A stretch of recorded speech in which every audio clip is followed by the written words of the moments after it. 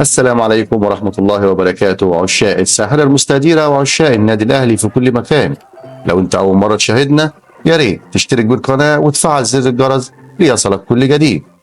تعرض أحمد سيد زيزو لإصابة قوية خلال أحداث شوط المباراة الأول في نهائي كأس مصر أمام الأهلي على ملعب الأول برك بالعاصمة السعودية الرياض، وتمثل إصابة زيزو ضربة موجعة بالنسبة لفريق الزمالك في ظل الأهمية الكبيرة للاعب بين صفوفه، وهو نجمه الأول والأبرز على مدار السنوات الثلاثة الأخيرة تحديدا، والأكثر مساهمة بالتسجيل والتمريرات الحاسمة في مختلف البطولات.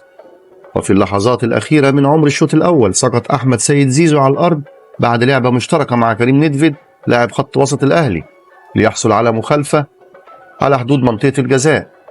ومع الإعادة التلفزيونية تبين أن إصابة أحمد سيد زيزو في كاحل القدم، وهي نفسها التي تعرض لها خلال مباراة فريقه أمام أبو سليم الليبي في بطولة الكونفدرالية الأفريقية.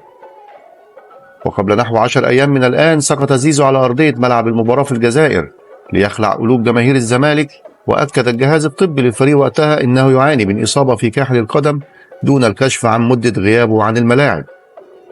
ومع توقعات بشأن إمكانية غياب زيزو عن الزمالك لعدة أسابيع، باغت اللاعب الجميع وشارك بشكل طبيعي في مباراة فريقه التالية مباشرة أمام الداخلية التي انتهت بفوز الزمالك 1-0 في الدوري المصري، ليؤكد جاهزيته تماما للظهور في نهائي الكأس ضد الأهلي. لكن يبدو أن نفس الإصابة عادت لتهاجم نجم الزمالك ومنتخب مصر مرة أخرى، بينما يترقب عشاق القلعة البيضاء التصريحات الرسمية والحاسمة من جانب الجهاز الطبي للفريق بشأن التفاصيل.